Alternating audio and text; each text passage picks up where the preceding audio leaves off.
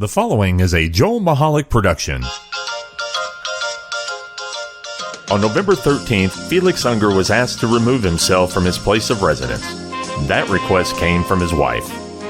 She asked him to leave because he wouldn't listen to the Joel Michalec Show.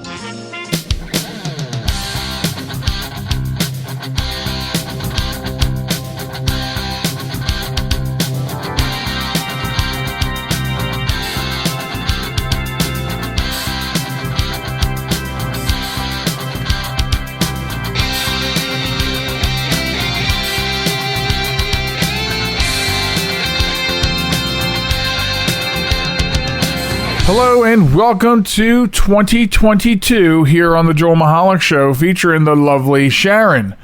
Happy New Year. Happy New Year. Happy New Year to you.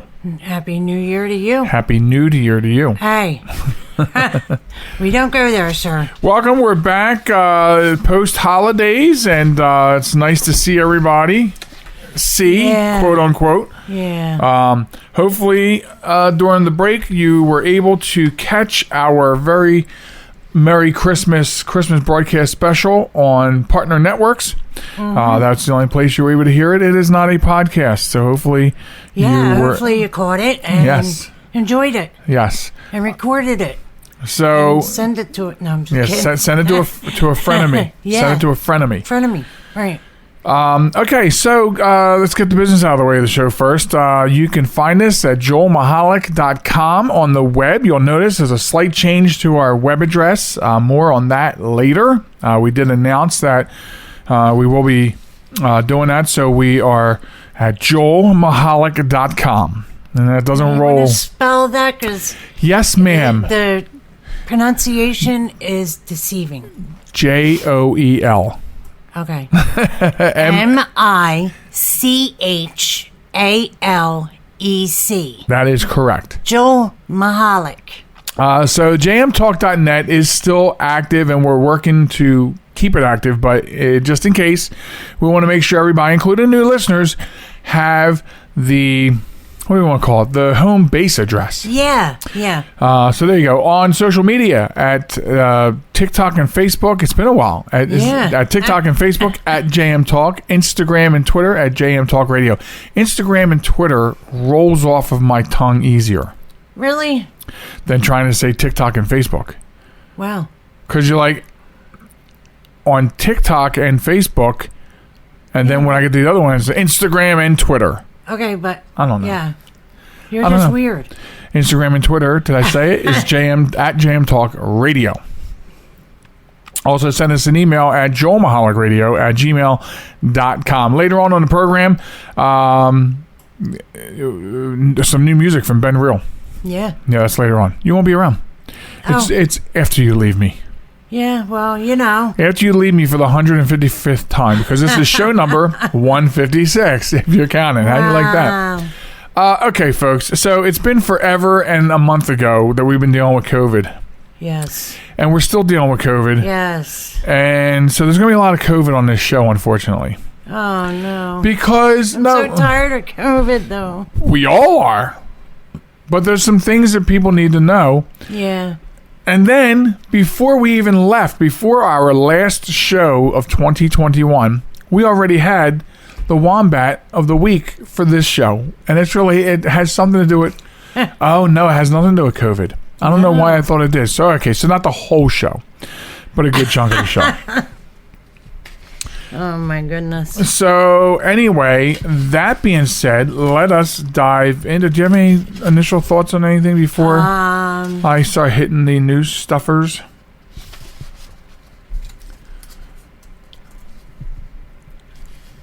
Nothing?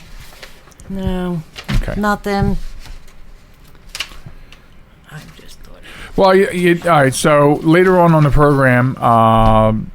there'll be an extended piece on this, but if you have not seen on the websites and the Facebook and the social media, during the holiday break, we did lose our producer, Mr. Well, I was about to say Mr. Tony Richards, because that's his on-air name. You may know him as Mr. Tony Richards, Rich Hall.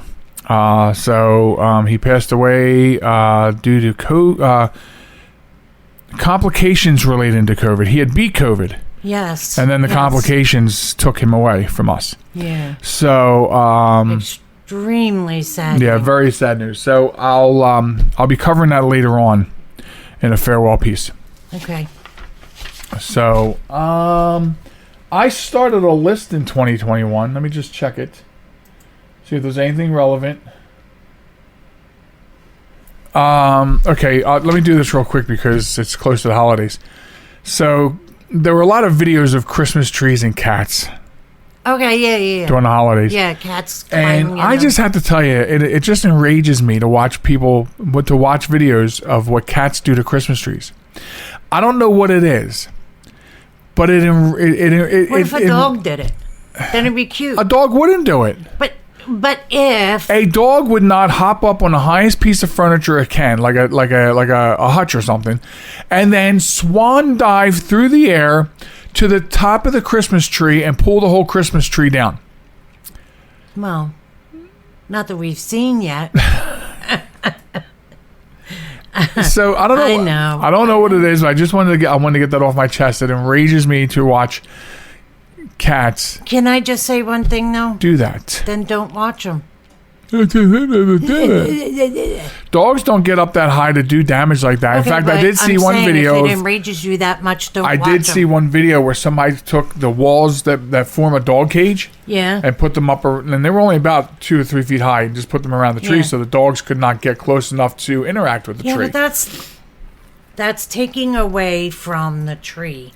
That drives me crazy. So you're okay with cats bringing your tree down, smashing all of your quality handmade Christmas balls given to you that's not with what our I'm name saying. in them, Would you shut up? shattered all over the floor because of Heathcliff? Go ahead. I'm going to bust your butt. Anyway, no, it doesn't bother me because I don't watch them. I don't think about it. Okay? What bothers me is when you have a beautiful Christmas tree and you start at the top and this gorgeous star angel, and then you're working your way down, such a pretty tree, and then you get to this metal contraption at the bottom so your dogs don't get to it. Teach your dogs not to go near it. Well, the other thing is when you start at the top of this beautiful tree, you come down, and the lights and the nice ornaments, and you come all the way down, and you come down to the bottom, and no train under the tree. That's good. That's good. That's very good. I only say that because you want one so bad. I'll have one next year. We're going to have a second tree with a train under it. Okay. So... Is this out of whack? No, it's not. Okay. So get this. It does sort of look out of whack. And then this is... Oh my goodness. Oh my god. Okay, so anyway. So... there's a Southern California Deputy District Attorney. Okay, Orange County Deputy DA Kelly Embry. Is this the story I told you about? I'm not sure. Let me read on and you let me know. Okay. She ran for state assembly as a Republican and had recently been very vocal about her opposition to California's vaccine mandates. Yeah, this is the one. She had passed away. This is an old story too. Did you know that? Why is this all coming out now? What? It's from like March 2021. What? That's interesting because it's all over the news last week. I know. Anyway, it's an old story. But anyway, she passed away from being sick with COVID-19 a week after telling everybody that she was sick.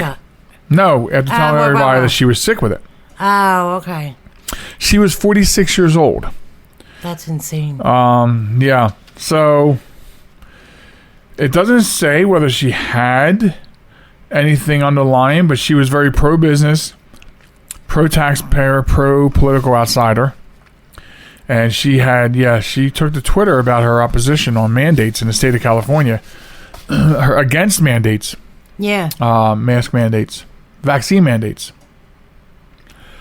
I don't understand the against helping yourself. The argument people have of if I get the jab, I'll still get sick. And I'm sick of them calling it the jab. If you get the flu shot, you can still get the flu. Exactly. But getting the flu shot gives you a much higher chance of not being in a hospital and risking death. Right. It makes it more mild. Right. If... It's not going to prohibit you from getting something. Right. There are some vaccines that are designed to do that. Yes. That's why polio is dead. Yeah, absolutely. Because that vaccine helped eradicate it. Yep. Stop it. We do that all the time, right. guys. Like, for real. We say... But lately, vaccines for these new infectious diseases, for right now, are to, stop the severity of it. Mm-hmm. So... And I was having this. I was explaining to somebody recently that there are the argument of, well, I can't trust this vaccine because they just whipped it up in like 6 months or a year or whatever. But here's my explanation, right? The coronavirus has been around for 20 some years, and they've been working on vaccines. That's your core vaccine for COVID, the coronavirus, right? SARS-2, blah blah blah. Yeah. And then something else comes along, and they take the base and they go, how do we modify this, right, to work with this? And that's why, like, there are people out there who are comparing this being rushed. They're comparing it to the Spanish flu vaccine, which didn't really come out till I think 1947. Okay, it took 20 some years because that's how science was back then. Yeah, exactly. Exactly. Now we have the mRNA, which is not a live virus. Like the flu is a live virus. Right. mRNA is not a live virus. Right. All it does is it goes in, it teaches your cells what to do when they see this, and then it dumps out of your system one way or the other. And something I did find out when they do the rapid test, I don't know if you know this or not, but the rapid test that they use is a SARS test. I'm sorry, a test for SARS. Well, coronavirus is SARS. I know, I'm just saying. Because they already had it. Right. So, anyway. Yep.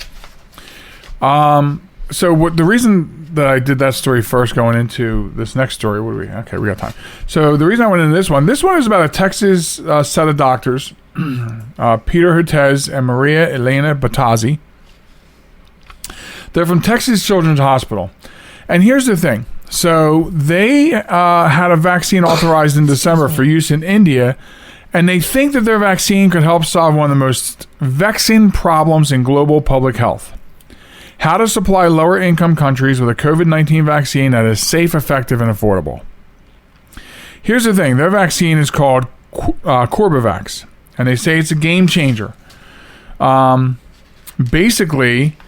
This goes back 2 decades when these two doctors, they were medical researchers at George Washington University. They worked on vaccines and treatments for what are called neglected tropical diseases, such as hookworm, and I'm not going to pronounce this other one, schistosomatiasis. I don't know. You just tried. I did try. There you go. When a strain of coronavirus known as SARS broke out in 2003, they decided to tackle that disease.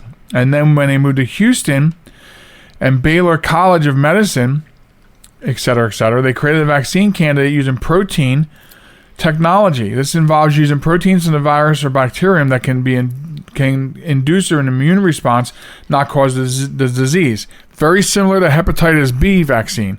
But here's the thing. It's not the mRNA. This is like a traditional... Yeah. Are you okay? Excuse me. Yeah, I just got a tickle on my... Do you need a rapid test? Well, I don't know.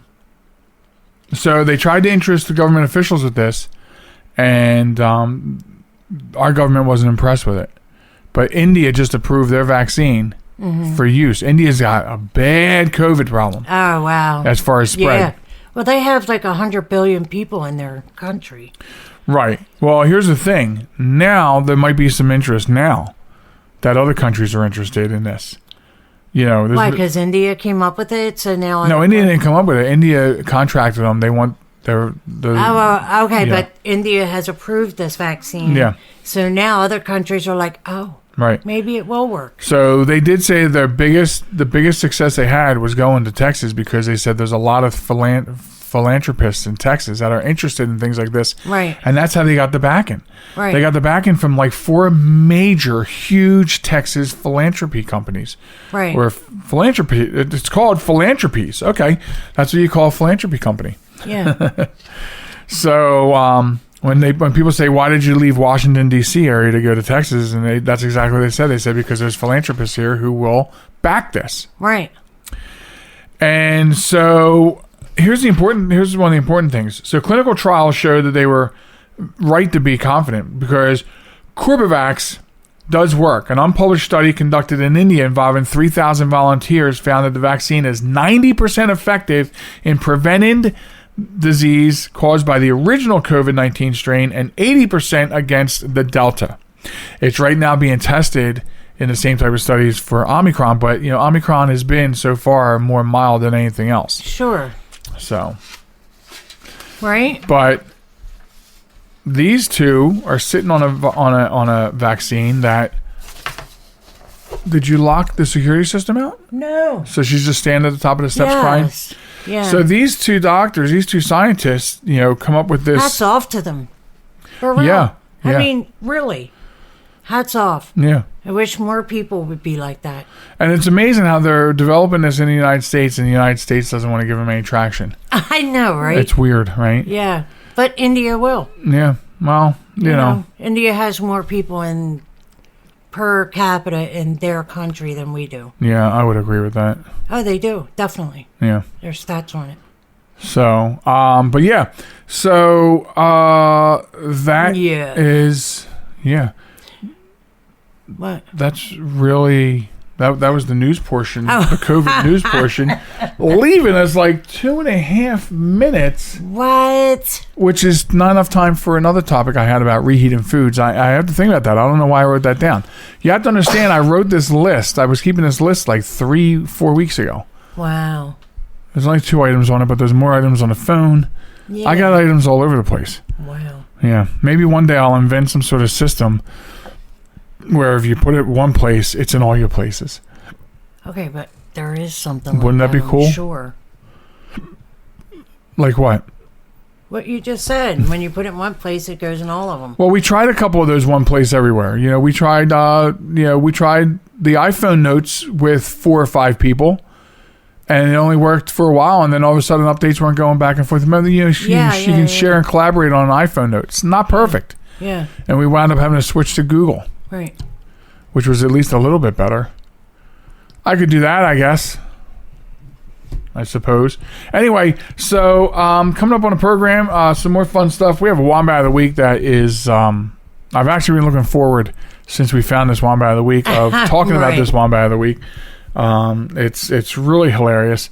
As I said, new music from Ben Real coming up later on the show, as well as some there'll be some more information and a little history about Rich Hall coming up. All of it coming up later on. So I guess we'll take our break a little bit early because it really doesn't matter. It just means that you have to spend an extra minute with me next round. Oh, no. Does that work for you? Works for me. Okay. We're coming back right after this. Don't go anywhere. This is New York's Super Oldie Station, 920 WON, The Apple, Brooklyn, New York. The following conversation is real. It took place on Tuesday, June 8th of 2004 between a Blonde Star advisor and a subscriber. Blonde Star emergency. This is Steve. Is there an emergency in your vehicle? Oh my god.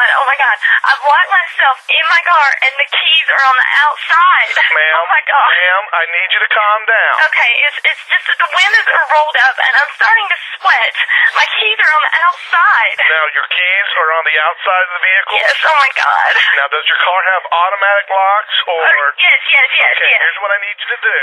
Take hold of the inside of your door handle there. Are you doing this? The shiny thing. Grab the shiny thing. Okay, I've got it. Okay, now give that a tug. Okay. Did it open? Yes, oh my god, thank you. Okay, now what is that noise? Oh, that's my door alarm. Yeah, but that only happens if the keys are in the ignition, hon. Oh my god. You know what? Your keys are actually in your ignition. Yes. Okay. Oh my god, thank you so much, Blonde Star. That's why we're here. Do you need anything else? Blonde Star. No, that's Always it. on, So much. because you're always blonde.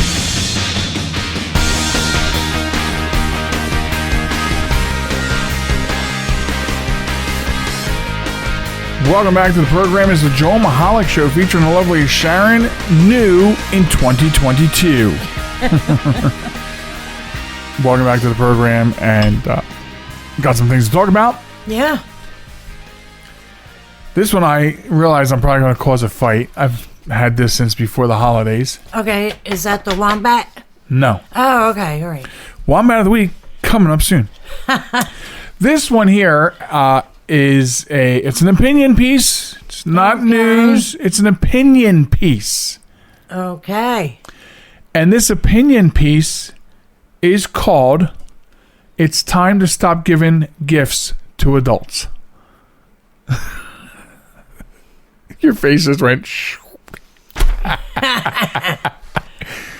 What? I'm not intending to cause a fight. Well, you are, because you just said this is going to cause a fight. Well, let's not fight, but let's just agree to disagree. Okay, I disagree. So,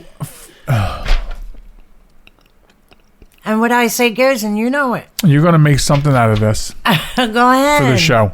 I will. I know you disagree with this, Okay. but you also know why I thought this was a pretty good article. Obviously. It was a pretty good read because I think, I know, right? Silence Right. Silence is a radio killer. I've always believed, and maybe it's because of the way I was brought up, that when your children reach a certain point, age-wise, you stop buying, hundreds of dollars of gifts for them. You throw money at them in a card and you're done. And it's easier, right? It's easy. This is really difficult to discuss. We'll be back after this. No, I'm kidding. No, because... Stop. And I think that's where it's definitely a street that you and I don't meet on. But this is how the story opens up. And so it says, one Christmas years ago, my mother opened a delicate clear bottle inscribed with tiny blue letters, sprayed it on her wrist, dramatically inhaled, raved about the refreshing scent, and thanked my cousin's husband for the new perfume. He sheepishly clarified that it was actually a cleaning solution for glasses. Oh, shoot. He was an optometrist, so the gift kind of made sense, but not really. Another time, a different cousin received a travel mug that was already her property. It had been accidentally left at the gift giver's home and wrapped up at the last minute. In 2019, my dad, the author's dad, in what turned out to be an uncanny pandemic premonition, but was just a very strange choice at the time, presented my husband with a bottle of Lysol. That was the same year my mom brought my dad a Friends trivia game because he loves Seinfeld. Close enough. So What? Okay. yeah. So yes, the article spends a good part of the article just talks about how maybe you reach a certain point where you don't know what other adults really like, Yeah. what their likes are, and so this isn't so much about the kids, which is a different thing, but we even still buy adult friends gifts. And Yeah, so but- this author's saying it's sort of time to focus your energies where you have to focus your energies. Okay. And with the others, you just do something simple like a gift card, or, you used to give out cookies as a gift to other friends. Yeah, I used to. You didn't bake one cookie this year. I don't count those other things as cookies. They're not holiday cookies. They're holiday... What? Pizzelles are holiday cookies, but they're not holiday cookies. What? Where were the chocolate chip? Where was the sugar cookies at? I don't know. Why didn't you make them? You wanted them so bad. No, I just... Do we get a second take on this? This year, I was extremely into Christmas. However, the cooking aspect of it, I don't know. I just, excuse me, I just wasn't into it. I don't know why. Oh, I know. Well, I did most of the holiday cooking this year. I know. So, and that's not a complaint. Yeah, it is. No, it's not. No, I know it's not. I just...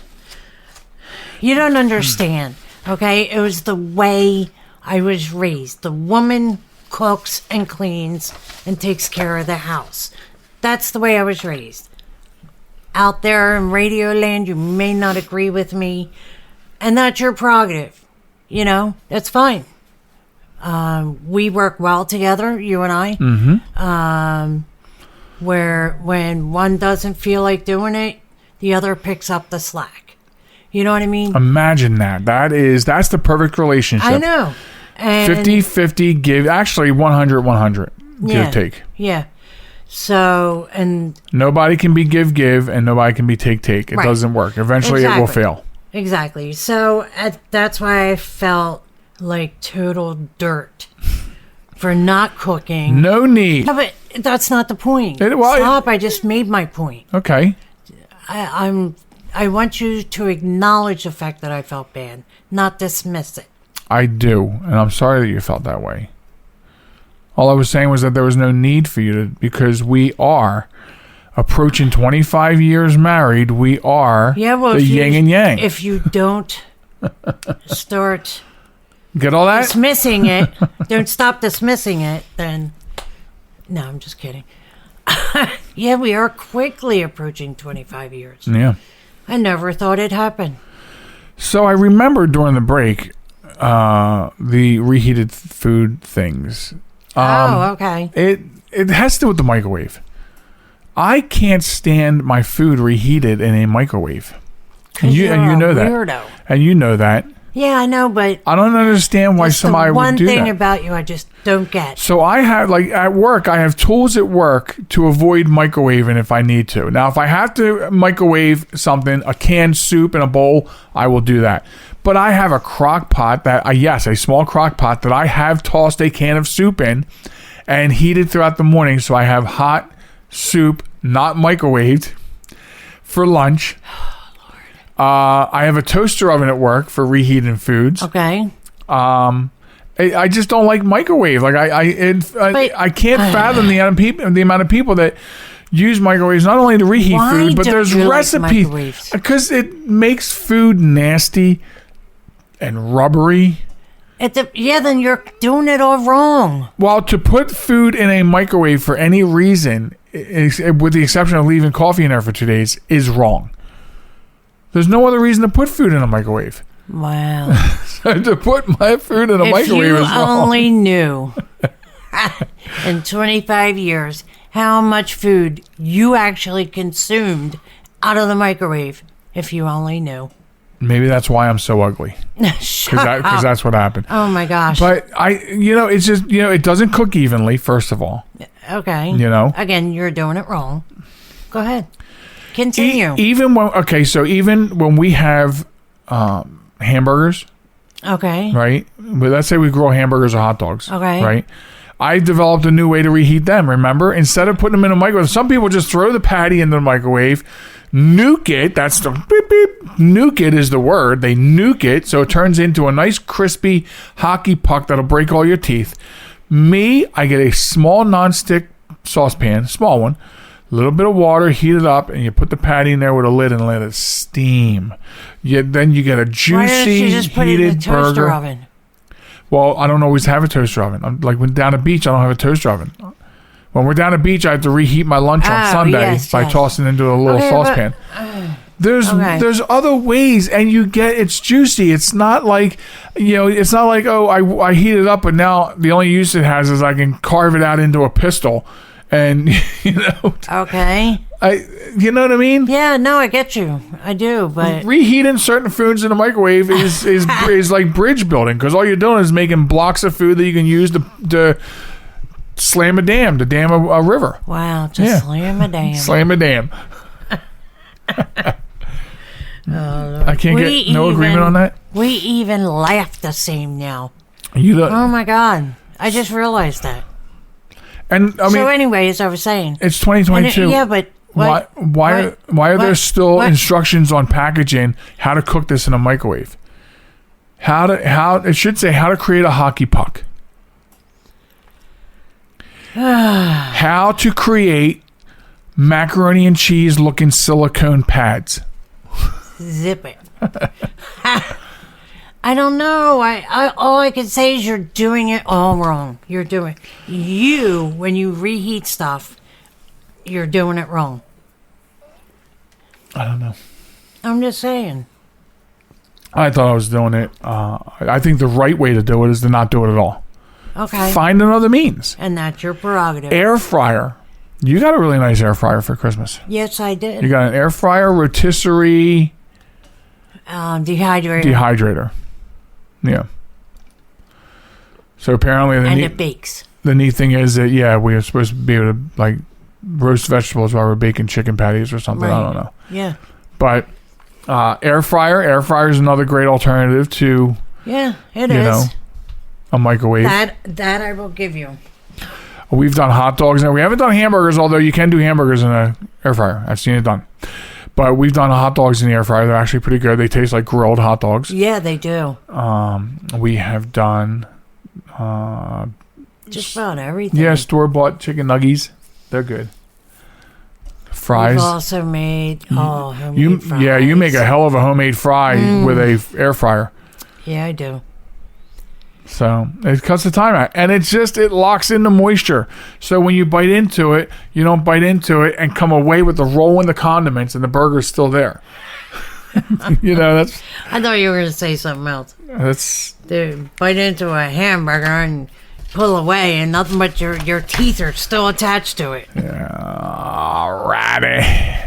All right. So anyway, let's get into the Wombat of the week. Okay. I'm out of juice.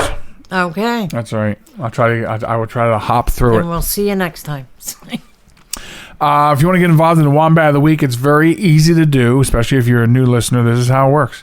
All you got to do is send us a link to a verifiable, true news story of stupid people doing stupid things.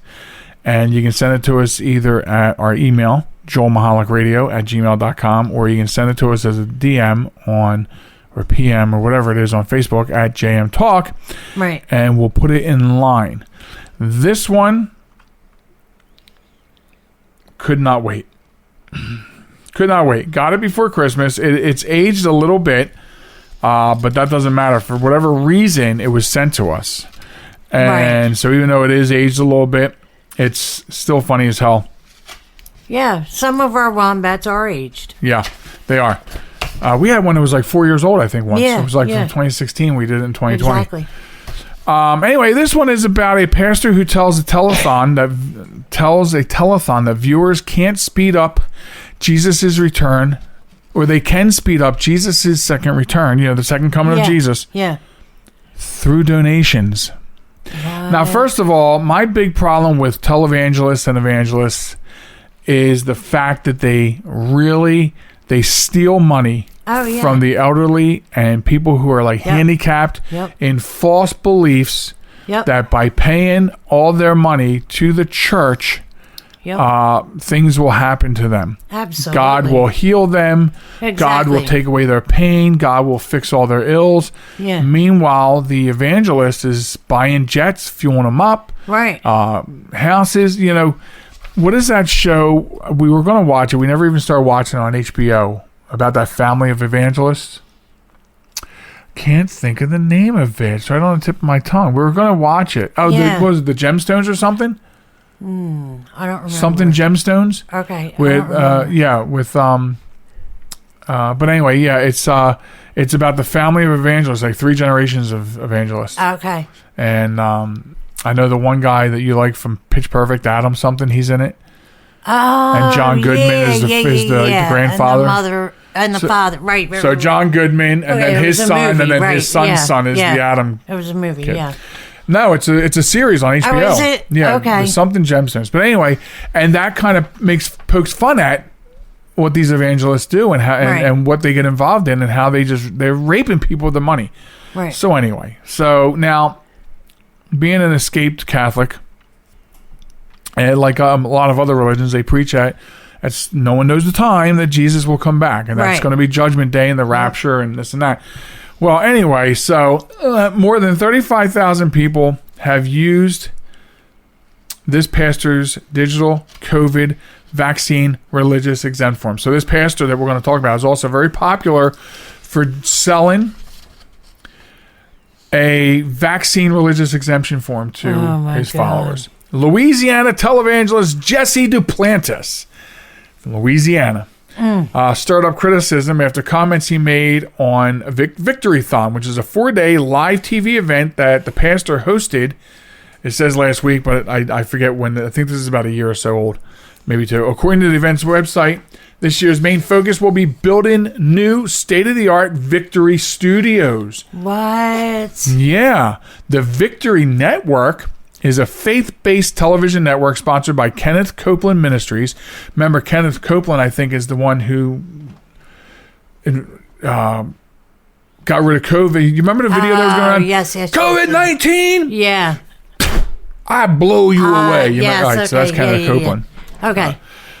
In 2020, Copeland was said to be the richest pastor in the world with a net worth of $300 million. That's ridiculous. So anyway, He should donate all that. Right. Duplantis made the news in early September when he was criticized for not doing enough to help communities impacted by Hurricane Ida. Wow. And that Joel Osteen got in trouble in the public eye for that. Yeah. I think for Hurricane, the big one that hit down there in 2005, I think. What was that? Katrina. Oh my God. We both got it at the same time. So, anyway, during this recent televised event, Duplantis said that he believes that Jesus has not returned yet because people are not donating enough money. Oh my goodness. Can you believe That's this? ridiculous. He said, I honestly believe this. The reason why Jesus hasn't come back because people are not giving the way God told them to give. He said this in a video clip. Wow. And of course, this video clip's been circulating ever since online. When you understand this, you can speed up that time. Duplantis, who also owns a private jet, makes note of his multi-million-dollar status in the same video clip as well. So he makes mention that he is a multi-millionaire. In 2018, a Christian Post reported that Duplantis received backlash for seeking donations to go toward the purchase of a $54 million jet. Do you remember that in the news? Yes. He responded to the criticism by clarifying that he was not asking for monetary donations, but rather asking people to join him in believing that God would provide him with the plane. At the time, it was reported by Money Magazine that his net worth was estimated at that time $50 million. The purchase of the jet would not be his first, and years prior, he and Copeland both said that their private jets were beyond convenience. Wow. The planes allowed the pastors the ability to talk freely about God in flight.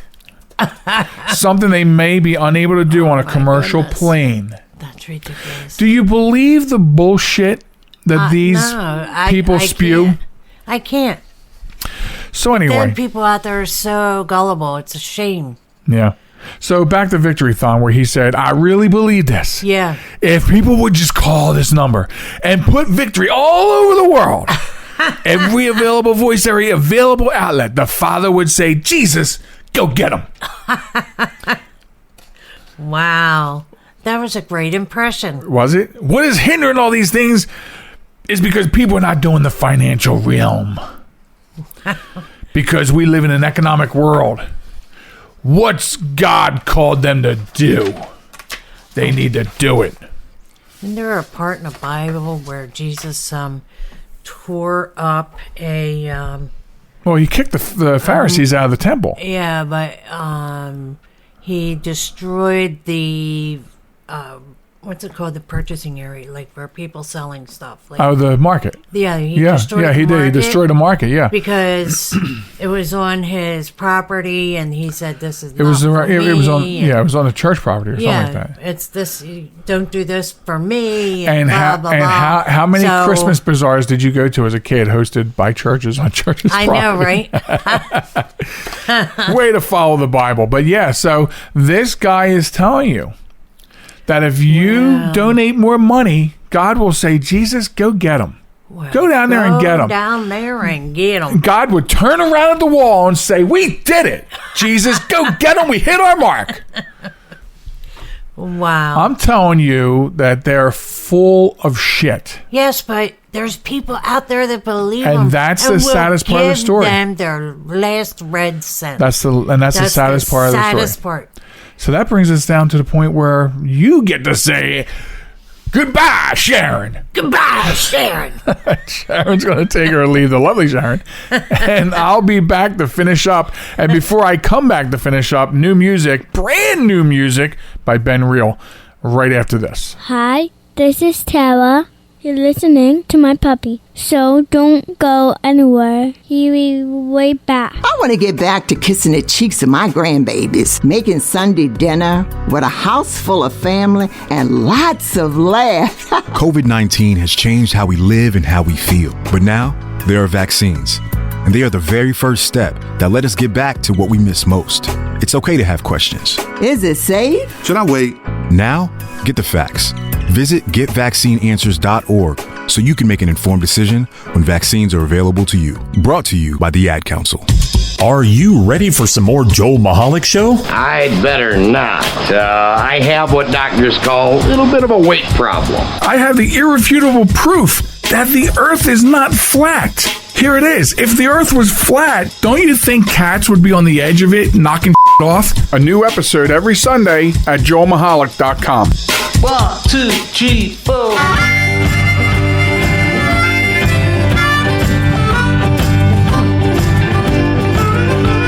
Isolation blues. I should have found a girl before Donald Trump ruined the world. He blames China, but he's a fool. He stuffed the funding for you know who. I'm sick and tired every day watching the news. I'm coming down with isolation blues. That's right. I wish I was locked down with you, the pretty girl on TV and the high shoes. I'm sitting here in my shithole flat all alone. The only company I've got is my mobile telephone. I can't take it anymore. I think I'm gonna blow a fuse. I'm coming down with isolation blues. That's right.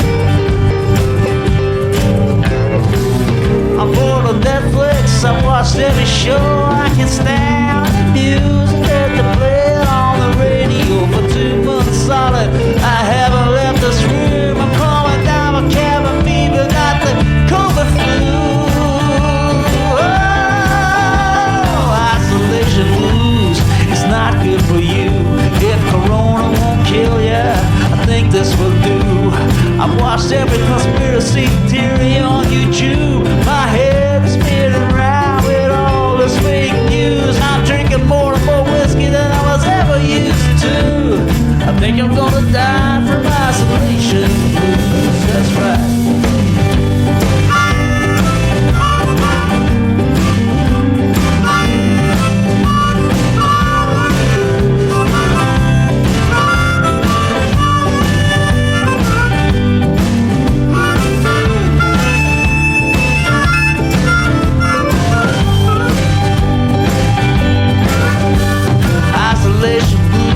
I got nothing left to do. Sit right here and wait till they lift this damn curfew. I wanna break out, I wanna be free. I wanna shake the hands of my own enemies. I wanna hug and kiss, I wanna hold you tight. I wanna dance with you till the morning light. That's right.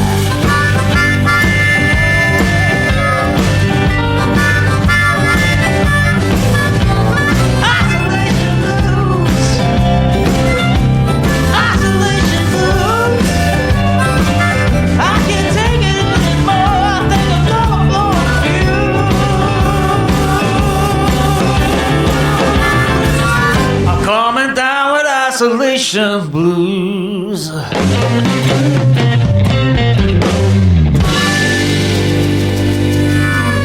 Right there was new music, brand new music by Ben Real. And I mean so new, it just dropped this past week. And Ben Real was nice enough and kind enough to send it to us. And we are only too ecstatic to play it. And how fitting How fitting was this track, brand new, Isolation Blues, actually written for the pandemic we're in, and just how people are just tired of being locked down and locked in, and very fitting. That's why we decided. We got it, we listened to it, and it was just a slam dunk. It had to be on the premiere show of the 2022 season of the Joel Michalec Show, featuring the lovely Sharen. And welcome back from break. This is the third stretch of the program, the final part. And if you want to hear more and learn more about Ben Reel, then you got to get to his website at benreel.com. That's benreel, REEL.com. Of course, it'll be linked up on the show notes and the podcast and everything else. Look forward to a new album coming out from Ben Reel this spring, but this is the brand new single being dropped this week. And an excellent track. So, we talked a lot about COVID in this week's podcast, and we've been dealing with it for over 2 years. We're tired of it, or we're coming up on 2 years. I guess it really started somewhere around November of 19, so let's say 2 years worldwide on a global scale. And sort of just want to tie up an end. If you listen to the show regularly, and we didn't do a lot of talking about it during the holiday break, but we have recently lost our producer and longtime friend, Rich Hall. And many of you who have been around the people involved in this program for a while might know him as Tony Richards, was his on-air name. And so he was actually hospitalized Thanksgiving weekend with COVID. And, he actually got past the COVID part. But COVID hit like a tornado. And so there were a lot of after effects that he had to deal with, and did not work out too well. And so he passed away just a couple days before Christmas from those complications. And so it's extremely sad that happened. And so I just wanted to, I want to talk a few minutes about Rich, so everybody kind of knows. If you're fairly new, Rich wasn't hands-on with the Joel Michalec Show. He was in the background. He was an advisor, a mentor, executive producer. But prior to that, a lot of interaction with a lot of the content that I have developed over the years. So where to begin? It's actually a funny story. He used to love to tell this story, and so now I'm going to tell it for him. I'm going to tell it for him for the last time of how we met. And years ago, when I started the Behind the Mic program, which I started that when I found out that there was a way to do live, so to speak, internet radio, Philly coming out, live internet radio. And it was on a web platform that's still very much alive called Blog Talk Radio. And so that's where we took it. And we were doing, it was an interesting foray to get into. I mean, the whole thing was interesting, and it still is. It's still a very interesting place to be, trying to podcast. Now we podcast because there's so much content out there, and we know things have shifted to a more on-demand service. Excuse me, I didn't even bring my water to the studio with me for this round. We know that there is a more of an on-demand sort of atmosphere. And so when we came back after Behind the Mic ended, we went straight podcast. And so we are available on demand, and we don't have to worry about trying to please anyone or everyone's schedules when to listen to us. And so that changed gears a lot, but But when we were at Blog Talk Radio, we were doing okay, and I had this idea, like a reverse psychology with marketing, right? I had this idea, let's do the current week's show and make it about everyone else. Let's get on the air and encourage other people with radio stations or shows on Blog Talk or whatever. Let's invite them to come on the show and talk about their show for a couple minutes each. And it worked out really well. It worked out really well, so well, as a matter of fact, that as we understand it, the people at Blog Talk Radio had to shift phone lines over to us because our phone lines for call-ins, they only give you so many lines, and they were bogged down. So as I understand it, they moved lines over to us. Of course, they put it out on their newsletter, so a lot of people knew about it. And we did get a lot of calls. And one of those calls was from Rich Hall. And he called to share his network called Reality One Radio, and how he'd been on the internet air since, I think he said 97, I think it was. But he happened upon our show. He enjoyed listening to different people doing different things on Blog Talk Radio, and he liked what we were doing. And he said he would love to have some further conversations. So I told him on the air, hey, look, my contact details are in the show notes after the show, so go ahead, reach out, And he did. And in fact, he reached out the very next day. And we had a really great phone call, and he really liked what we were doing and invited us to become a show that was aired at the same time we were live on his Reality One Radio, and also a playback, like another day of the week. It would be a rerun. Oh my God. Kids these days may not know what a rerun is, but we used to call them reruns when a show kept getting played over and over again. What we call today syndication. And also from that, Rich lent a lot of his expertise from working in radio for so many years. And so I was learning a lot from him. We put this joint venture together, and we're doing this thing, and I invited him to take over engineering duties. He had this world of things he could do that we were never able to do. And the amazing thing is at the time he was in Towson, Maryland, which is I think it's a suburb of Baltimore. And then, of course, I was in Delaware. My co-host was in Texas, or maybe PA at the time. No, I think she had moved to Texas. So you have to understand, Rich was the one who brought us all together, and nobody listening to this program would actually ever believe you if you said, we're not even in the same studio. We're not in the same building. And what's funny today is the pandemic has pushed people out of studios, and they're still surviving, and they are doing it the way we were doing it 15, 18 years ago. Rich Hall was groundbreaking in what he was doing, and today it's the norm. Because of COVID, it's the norm. A lot of shows that you listen to on the radio, the people are in their own homes. They're not in studios.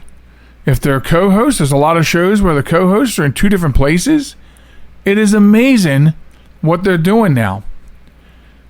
And as I speak about this, it dawns on me that really shows you how groundbreaking Rich Hall was with channeling that. He made it so it didn't matter. And he'd have all of us connecting into his studio feed, where he was able to put it through a processor that cleaned it up, and you just couldn't tell that there were different sound levels for different people, because when it entered the Airstream, it was great. And these are some of the things that I learned from him over the years. These are some of the things that I put into practice today on this program. So that's how we met. And it became a mentorship. Like I said, he gave us a lot of tips. His network of people sort of became my network of people. And, one of the people that he dealt with became an on-air personality coach for me in ways, not a direct, like, let's have a class, I'm going to be your personality coach, but someone who's very good behind the microphone and helped me to separate a little bit of the Philly suburbs from my vocabulary when the on-the-air light would go on. So many instrumental things that I learned from Rich and his people, and we had this great bond. We had double networks at one time, the QIB radio network, which I'm in the process of actually eliminating. It actually kind of fizzled off a few years ago, but with the passing of Rich Hall, we have a lot of things we have to focus on. How do we change? Obviously, we're here. We're not going anywhere. But a big part of our family has been taken from us. And so the rest of us have to survive and move on and carry on the torch of what he gave to us, what he taught us. And we have to continue. And so that's taken a lot of work in the background. In fact, to be honest, this show was almost delayed one more week. This was the normal week. You're getting this in the normal time frame.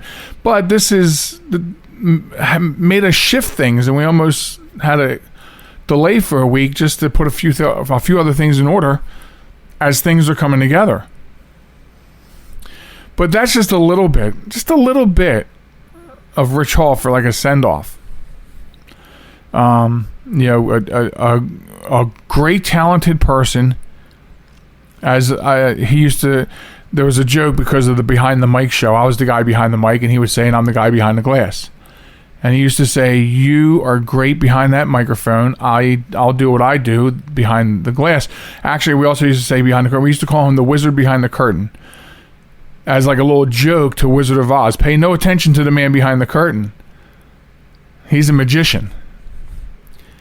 And surgical with production cut-in. I mean, he did things. If we needed something cut out of a show and we would think to ourselves, this is not going to work, Rich made it work. So he was very precision with cut-in. And of course, that's not what scissors or a knife. We use programs and software to do that.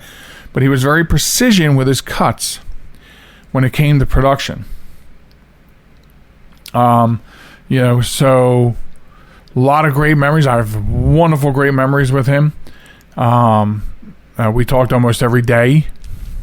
And, in later years, as health was taking like a bit of a toll on him, maybe not every day, 2-3 times a week, and he still gave his all.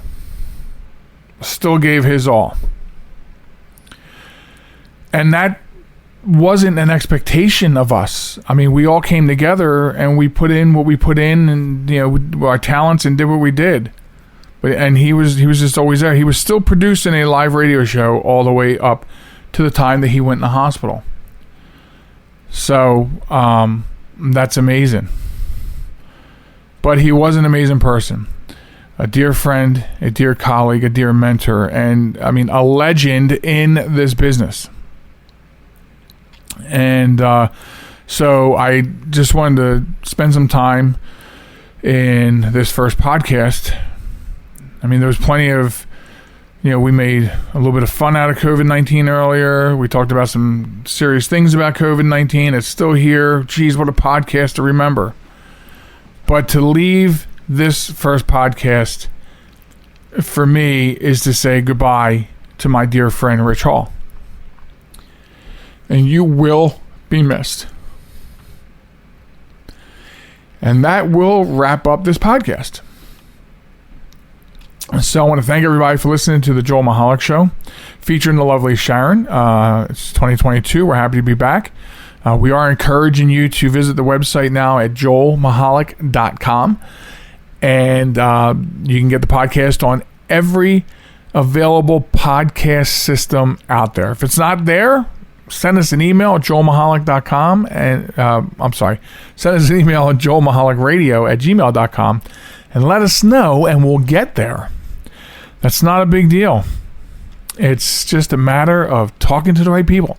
We do believe we're on every major one. Check us out on social media at TikTok and Facebook at JM Talk, Instagram and Twitter at JM Talk Radio. Until next time, my friends, we will see you. Be good to each other. Have yourselves a wonderful week, and we'll catch you on the other side. Bye-bye, everybody.